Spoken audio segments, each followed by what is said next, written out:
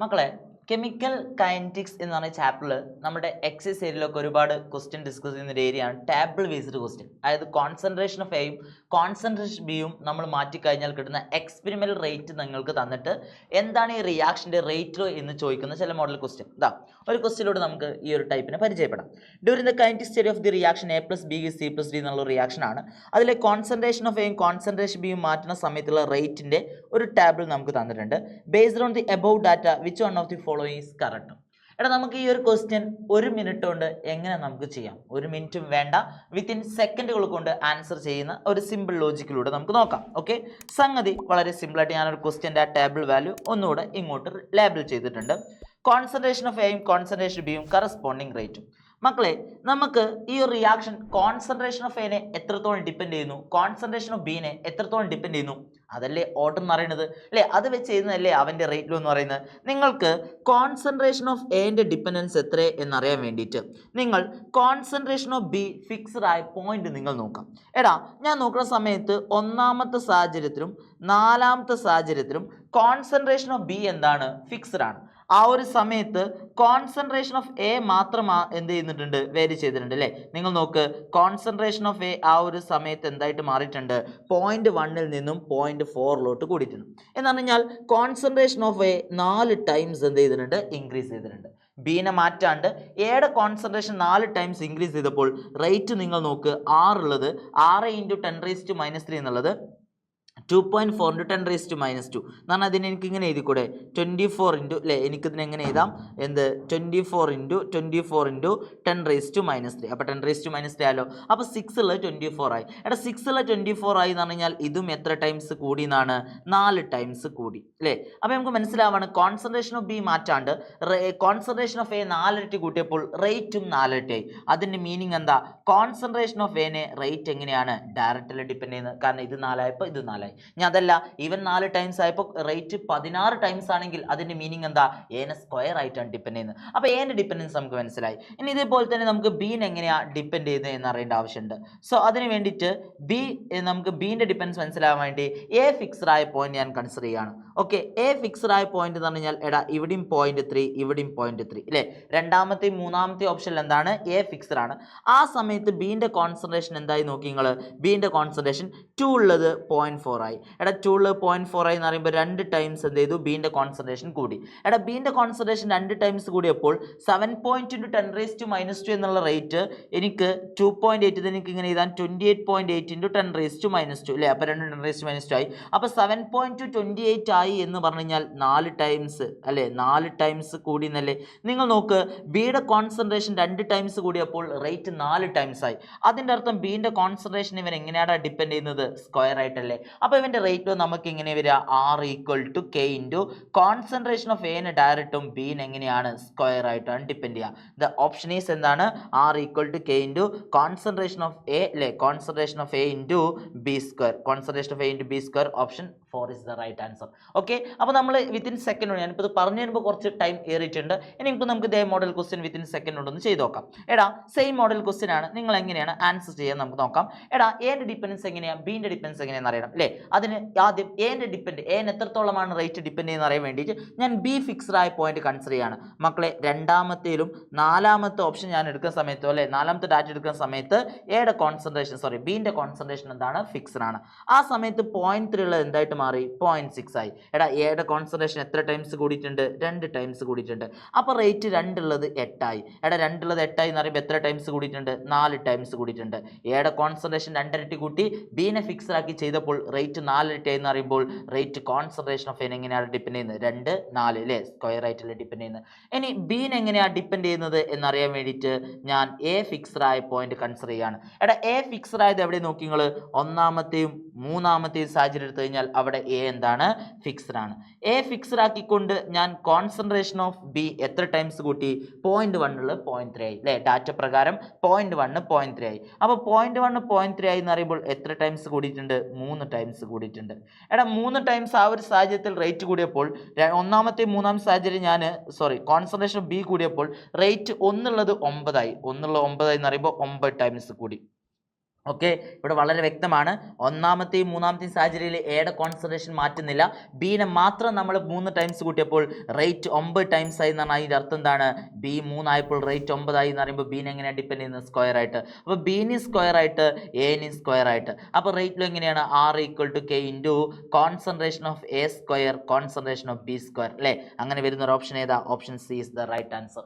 Okay, അപ്പോൾ നമുക്ക് within second കൊണ്ട് ഇങ്ങനെ നോക്കിയാൽ മതി. നിങ്ങൾ ഓരോന്നിൻ്റെ ഇക്വേഷൻ ഒക്കെ ഇത് ഡിവൈഡ് ചെയ്ത് വരുമ്പോഴേക്കും പലരും എക്സാം കഴിഞ്ഞു പോകും. നമുക്ക് വിത്തിൻ സെക്കൻഡ് കൊണ്ട് ആൻസർ ചെയ്യാനുള്ള മാർഗ്ഗമാണ് പറയുന്നത്. അപ്പോൾ ടേബിൾ വൈസറായി നമ്മൾ ഒരുപാട് ക്വസ്റ്റ്യൻ മെറ്റീരിയലൊക്കെ നിങ്ങൾ കാണാറുണ്ട്, പ്രീവിയസ് ക്വസ്റ്റ്യൻ വരാറുണ്ട്. ഏത് കോമ്പറ്റീവ് എക്സാമിനും ഇതിൻ്റെ പ്രീവിയസ് ക്വസ്റ്റ്യൻ നമുക്ക് കാണാം. ഓക്കെ, അടുത്തൊരു ക്വസ്റ്റ്യൻ നമുക്ക് വെറുതെ ഒന്ന് പ്രാക്ടീസ് ചെയ്ത് നോക്കാം. കോൺസെൻട്രേഷൻ ഓഫ് എയും കോൺസെൻട്രേഷൻ ബിയും റേറ്റും തന്നിട്ടുണ്ട്. എടാ അതിൽ നമ്മുടെ ആദ്യം കോൺസെൻട്രേഷൻ ഓഫ് എനെ എങ്ങനെ ഡിപ്പെൻഡ് ചെയ്യുന്നത് എന്ന് അറിയാൻ വേണ്ടിയിട്ട് ഞാൻ ബി ഫിക്സ്ഡായ 2 സാഹചര്യം എടുത്തു. 0.1 0.1 അല്ലേ? ആ സമയത്ത് എയുടെ കോൺസെൻട്രേഷൻ 0.1 ഉള്ളത് 0.2 എന്ന് പറഞ്ഞു കഴിഞ്ഞാൽ 2 ടൈംസ് കൂടിയിട്ടുണ്ട്. അപ്പോൾ റേറ്റ് നിങ്ങൾ നോക്ക്, 2 ഉള്ളത് 2 ആയി. എടാ ബീനെ ഫിക്സ്ഡ് ആക്കി കോൺസെൻട്രേഷൻ ഓഫ് എ 2 ഇരട്ടി ആയപ്പോൾ റേറ്റ് മാറിയില്ല, നോ ചേഞ്ച് ആണ്. അതിൻ്റെ അർത്ഥം എയുടെ കോൺസെൻട്രേഷൻ ഡബിൾ ആക്കിയിട്ടും റേറ്റിൽ ഒരു മാറ്റവും വന്നില്ല എന്ന് പറയുമ്പോൾ അതിൻ്റെ മീനിങ് എന്താ? റേറ്റ് കോൺസെൻട്രേഷൻ ഓഫ് എനെ എന്ത് ചെയ്യുന്നില്ല? ഡിപ്പെൻഡ് ചെയ്യുന്നില്ല. അപ്പോൾ ഓർഡർ എത്രയാണ്? 0 ആണ് അല്ലേ? ഇത് ഡബിൾ ആകുമ്പോൾ അത് ഡബിൾ ആകുമ്പോൾ ഡയറക്ട്ലി പ്രൊപ്പോർഷൻ, ഇത് ഡബിൾ ആകുമ്പോൾ അത് 4 ടൈംസ് ആണെങ്കിൽ അതെന്താണ്? സ്ക്വയറിനാണ് അല്ലേ? എന്നാണ് ഇവിടെ ഒന്നും ചെയ്യുന്നില്ല. കോൺസെൻട്രേഷൻ ഓഫ് ബി മാറ്റാണ്ട് എനെ എത്ര ഡബിൾ ആക്കിയപ്പോഴും റേറ്റ് മാറില്ല എന്ന് പറയുമ്പോൾ കോൺസെൻട്രേഷൻ ഓഫ് എൻ എങ്ങനെയാണ്? റേസ്റ്റ് എത്രയാണ്? 0 ആണ്. ഇനി നമുക്ക് ബീനെ എങ്ങനെയാണ് ഡിപ്പെൻഡ് ചെയ്യുന്ന അറിയണം. എടാ ബീൻ്റെ ഡിപ്പെൻഡൻസ് മനസ്സിലാക്കാൻ വേണ്ടി ഞാൻ എ ഫിക്സഡ് ആയ പോയിന്റിൽ നോക്കേണ്ട ആവശ്യമുണ്ടോ? ഇല്ല. കാരണം എയുടെ കോൺസെൻട്രേഷൻ എത്ര ടൈംസ് ആയാലും അവൻ റേറ്റിനെ എന്ത് ചെയ്യുന്നില്ല? ബാധിക്കുന്നില്ല. അപ്പോൾ 0.1 0.2 ആയാലും 0.3 ആയാലും 0.4 ആയാലും 0.5 ആയാലും ഇനി 10,000 ആയാലും എത്രയായാലും റേസ്റ്റ് 0 എന്നല്ലേ? അതുകൊണ്ട് നമുക്ക് ഇനി ഈ ടേബിൾ നോക്കേണ്ട ആവശ്യമുണ്ടോ? ഇല്ല. അപ്പോൾ ബി മൾട്ടിപ്ലൈ ചെയ്യുന്ന ഒരു സാഹചര്യം ഞാൻ എടുക്കുകയാണ്.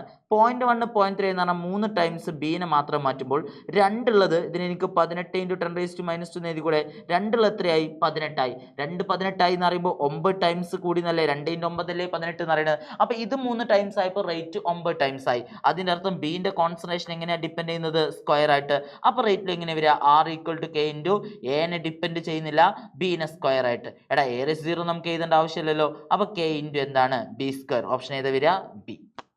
ഓക്കെ, ഇനി ഇത് ഏറ്റവും കോംപ്ലിക്കേറ്റഡ് ആയിട്ട് വരുന്നതാണ് 3 കോൺസെൻട്രേഷൻ വരിക എന്നിട്ട് റേറ്റ് വരിക. ഓക്കെ, ഇത് നമുക്ക് എങ്ങനെയാണ് ചെയ്യാൻ പറ്റുക? ഓക്കെ, ഇവിടെ കോൺസെൻട്രേഷൻ ഓഫ് എയും ബിയും സിയും ഉണ്ട്, കറസ്പോണ്ടിങ് റേറ്റും ഉണ്ട്. എടാ നമ്മൾ നോക്കുന്ന സമയത്ത് നേരത്തെ ഒക്കെ ഒരുത്തന്നെ ഫിക്സഡ് ആക്കി മറ്റൊന്ന് ഡബിൾ ആക്കുക ട്രിപ്പിൾ ആക്കുക അങ്ങനെ നോക്കിയാൽ മതിയായിരുന്നു. പക്ഷെ ഇവിടെ 3 പേരുണ്ട്. സോ അതുകൊണ്ട് നമുക്ക് 2 പേരെ ഫിക്സഡ് ആക്കുന്ന ഒരു സാഹചര്യം ഇതിൽ കാണുന്നില്ല. സോ അതുകൊണ്ട് തന്നെ ഞാൻ ആദ്യം ഏതെങ്കിലും ഒരാൾ അല്ലെങ്കിൽ 2 പേര് ഫിക്സഡ് ആയിട്ടും ഒരുത്തൻ മാത്രം മാറുന്ന സാഹചര്യം ഇതിലുണ്ടോ എന്ന് ഞാൻ ചെക്ക് ചെയ്യുകയാണ്. എടാ ചെക്ക് ചെയ്യുമ്പോൾ എനിക്കൊരു കാര്യം മനസ്സിലാവുകയാണ്. അതായത് ഒന്നാമത്തെയും 4-മത്തെയും സാഹചര്യം ഞാൻ എടുക്കുമ്പോൾ എടാ അവിടെ കോൺസെൻട്രേഷൻ ഓഫ് എയും അതേമാതിരി തന്നെ കോൺസെൻട്രേഷൻ ഓഫ് ബി നോക്കി നിങ്ങൾ 0.2 0.2 0.1 0.1 ഇതെന്താണ്? കോൺസ്റ്റന്റ് ആണ്. ആ സമയത്ത് കോൺസെൻട്രേഷൻ ഓഫ് സി എന്ന് പറയുന്നത് ഞാനിങ്ങനെ എടുത്ത് ഇതാണ് മക്കളെ ശ്രദ്ധിച്ചോ. കോൺസെൻട്രേഷൻ ഓഫ് സി എന്നുള്ളത് 0.2 ഉള്ളത് എത്രയായിട്ട് മാറിയിട്ടുണ്ട് നോക്കി നിങ്ങൾ? 0.08 എന്ന് പറഞ്ഞാൽ കോൺസെൻട്രേഷൻ ഓഫ് സി 4 ടൈംസ് കൂടിയിട്ടുണ്ട്. ആ സമയത്ത് റേറ്റ് എത്ര ടൈംസ് ആയി നോക്കി നിങ്ങൾ? 8 ഉള്ളത് ഇതിന് 64 എഴുതി കൂടെ? 8 ഉള്ളത് 64 ആയി എന്ന് പറയുമ്പോൾ എനിക്ക് പറഞ്ഞൂടെ 8 ടൈംസ് കൂടിയിട്ടുണ്ട്. എടാ കോൺസെൻട്രേഷൻ ഓഫ് സി 4 ടൈംസ് കൂടിയപ്പോൾ ഇത് 8 ആയി.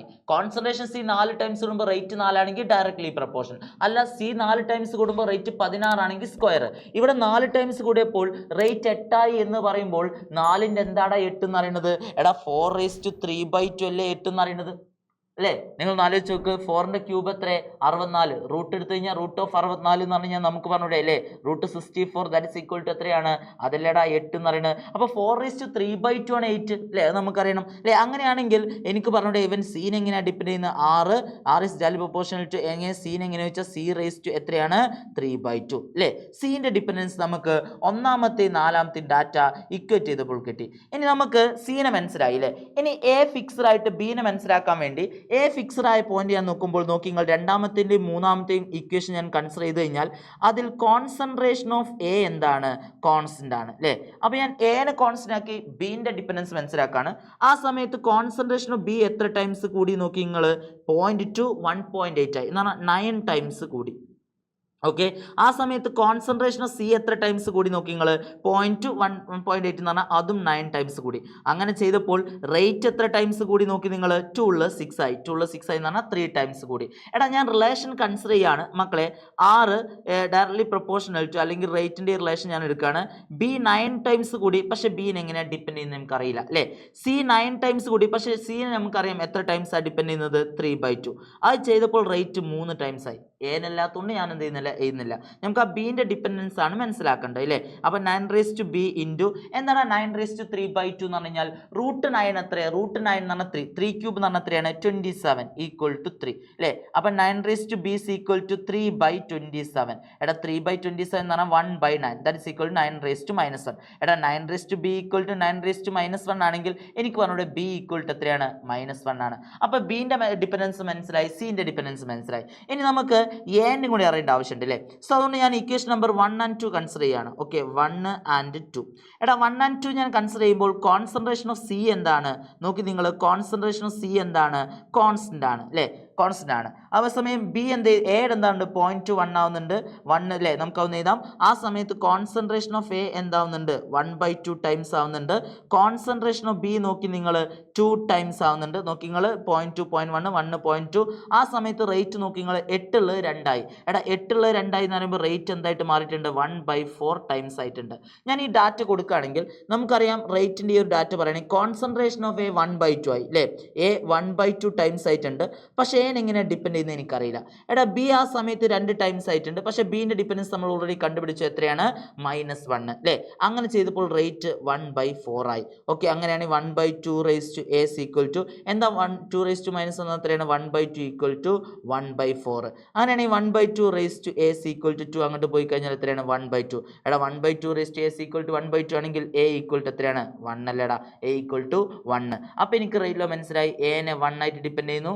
ഓക്കെ, എനെ 1 ആയിട്ട് ഡിപ്പെൻഡ് ചെയ്യുന്നു.